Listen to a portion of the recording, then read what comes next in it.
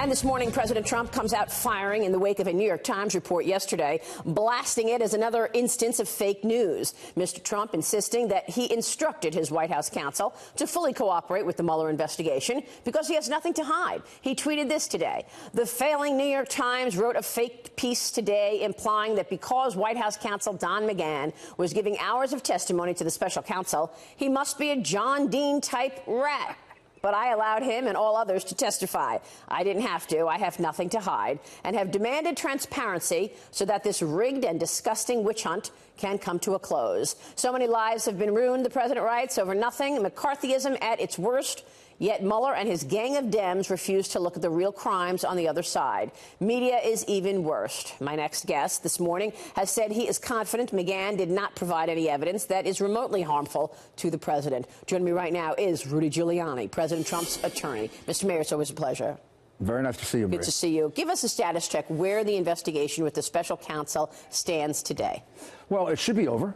I mean, the one thing left is they want to question the president. Right now, we're going back and forth with letters trying to set out ground rules. We wrote them a letter a week and a half ago. They haven't responded yet, which tells me they're not in a rush. And, you know, someone just asked me, well, will we delay? Hardly, in comparison to the special counsel. I mean, we've been going since June, and we respond in 2, 3 days, 4 days. They respond in 2 weeks. And these are all important things to whether you can do an interview or not, particularly in light of the fact that they already have all the information they're going to ask us about, except they don't have it under oath from the president.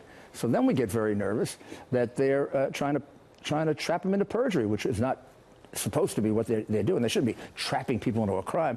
If there's a crime, there's a crime. If there isn't, the president says he did nothing wrong. We don't think they have any evidence that he did. Come on, write your report, put it out, and we'll write ours. Let's move on to the election without interference. Even in this article in the New York Times, you have to get all the way to the end. But then at the end, it says McGahn told Robert Mueller the president has not done anything outside of the law. He said everything was legal. Right. Of course it is. McGahn would have had to resign. If back in January, he went into the grand jury, and anywhere in those 2.5 days, he said the president committed a crime. He's going to sit there for the next 6 months working for the president who committed a crime? It's absurd. And the New York Times uses very, very deftly the idea that he cooperated extensively. Well, sure he did. This is a complicated thing. And, you know, lawyers ask the question 5 different ways. Right. I mean, they don't ask it just one way, probably to trap you. But we are confident that he said nothing wrong about the president. And we're confident because the man is a man of integrity, and he would have resigned if something like that had happened. Do you have any sense of whether or not Robert Mueller is, in fact, looking at the actual collusion that did take place, whereas Hillary Clinton paid for the dossier, that they used the dossier to get this warrant to spy on an American citizen just because they didn't like Donald Trump? Now, the interesting thing is the crimes that are being revealed were all committed by them. Here's a situation in which Hillary Clinton pays something about over $1 million for this Steele dossier, which is as phony as a $3 bill. I mean, it's one of them has Cohen going to Europe at a certain time. He was with his son for a baseball tryout. Another has something to do with their ties for 8 years. There's no evidence of any such ties. They're exchanging intelligence for 5 years. Well, that's ridiculous. Trump wasn't even going to run for president until 2 years before. So it's a completely phony document. The guy who did it in the midst of it gets fired, and then even after Steele has been discredited and disgraced, starts working with him. Now, why did Orr work with him? Orr was not involved in anything like this because Orr's wife worked for the company that hired Steele. So they were profiting from the dossier. How about made over $1 million on it? And his wife was involved in this specific investigation with that company. Orr doesn't reveal that to anybody in the Justice Department.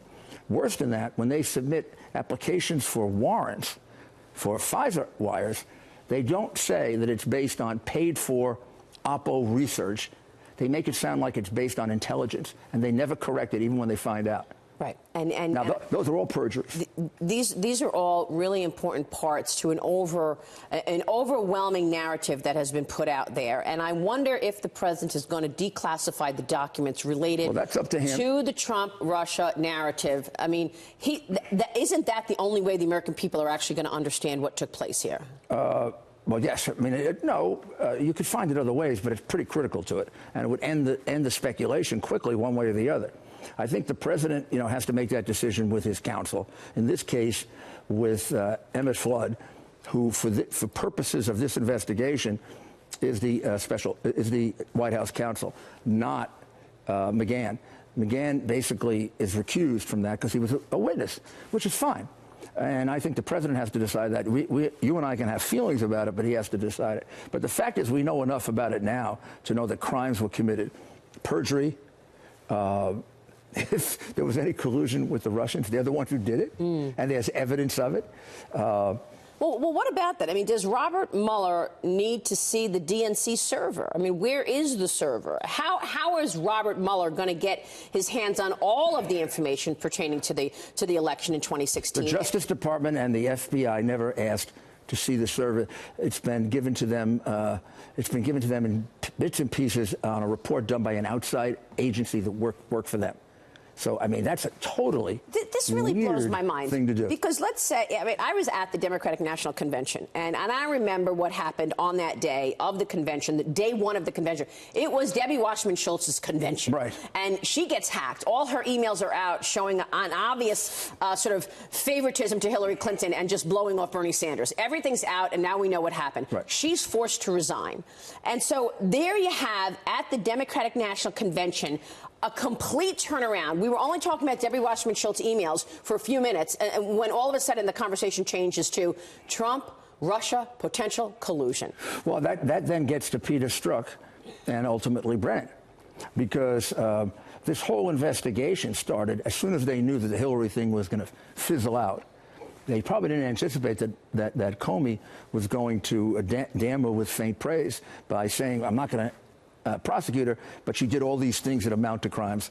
I mean, he just virtually admits in that report she committed all these crimes, destroyed all these emails, lied, right, did this and did that. I'm not going to prosecute her, but I'm going to tell you what a crook she is. But what I'm saying is, here we understand that their systems were hacked. Everything's out there. You would think that you're the Democratic National Committee. You would think that when your emails are hacked and now it's totally opened up, you want the strength and the might of the U.S. government behind you. And you want to find out who hacked me. But that's not what they did. They didn't give the server to the FBI. They never did. They hired a private technology company to look at the server. Well, it's very, very suspicious with regard to this investigation. It also says here what the heck else was on that server. How many other crimes did they commit in addition to this one? And it also, I mean, what I didn't realize until all this evidence started to come in is this is all being orchestrated by John Brennan. Now, because he's the one ultimately, when the Steele dossier is worth nothing, when none of it proves to be true, when none of it is verified, as even Comey said, none of it was verified, and they used it as the basis to get wiretaps, he peddles the report to Harry Reid. In a total setup. He goes to Reid and says, here's the report. They all go through it. If you read it, believe me, Maria, you'll immediately come to the conclusion that it's way out crazy. It's almost like it's almost written like the threat letters that you get. And he gives it to Reid, and Reid then composes a letter to Comey and tells Comey he has to investigate, but doesn't really base it on the dossier, because Comey knows the dossier is phony. Right. And so Comey starts the investigation, and then eventually, Mueller takes over. So what are you going to do now if John Brennan sues the president? That's what he said on Meet the Press this morning, that he's going to come up with a legal pushback for losing the security clearance, and he says he wants to make sure nobody else loses the security clearance. Then we take his deposition right away. As the plaintiff, he'd have to go first. And I'd volunteer to do that case for the president. I'd love to have Brennan under oath for, I don't know, how many days, 2-3 days? We'll find out about Brennan, and we'll find out what a terrible job he did going back to being the head of mission when the Cobalt Towers was bombed and our Marines were killed. Or we can see what he did or said about Benghazi, how many lies he told about that. Well, I don't know if I'll go back that far to when he voted for Gus Hall. And I don't know, anybody out there ever vote for a communist? What are you going to do, Rudy? I mean, at the end of the day... How do you become CIA director if in the midst of the Cold War you voted for a communist? I mean, only Obama would pick you, and he had a terrible time getting through the Senate because, number one, he was in charge of a lot of waterboarding and defended it. Then he changed his mind about it. Then he was in charge of the drone strikes, where you picked out the terrorists he didn't like and you put bombs on them instead of taking them and interviewing them. Plus, he claims to be a great lover of Islam, of the Islamic religion. He says the Hajj was one of the most beautiful things he ever saw. So how does all this square up? Isn't this a guy who's an opportunist and a political hack who goes whichever way the winds are going? How tough has this been for you in terms of pushing up against this resistance constantly? I see all of the evidence. I got it. And I understand, I think, what took place in 2016. And yet it hasn't resonated with the broad public as much. It's incredible that they've thrown out their ideals, their values of all of the things we hold dear, our freedoms, wiretapping someone for no reason because it's Donald Trump. Yeah, number one, I'm really discouraged as a former Justice Department official who gave 17 years of his life to the Justice Department, to see a Justice Department under Sessions that will do nothing about this. We can put the recusal thing aside with Jeff, who's a friend of mine. How he's not taking up these investigations just kills me. I mean, these are investigations that are crying out to be looked at and turned into crimes. Meanwhile, they're fumbling around with this collusion thing. It's a laugher. There was no collusion and no conspiracy with the Russians involving Donald Trump. However, we know that the affidavit is false. We have the person who signed it. Why are we investigating that person for perjury? Is the president going to revoke any other security clearances? Well, if they're more like Brennan, he has every right to. And Brennan accused him of treason. Just a few minutes ago, I did an interview. I listened to him, and he basically says he has no evidence that the president committed a crime. He says, well, there was collusion, for which there's no evidence, but I don't know if it was a conspiracy. That would make it a crime. But he says to the guy the president was involved in treason, which is punishable by death.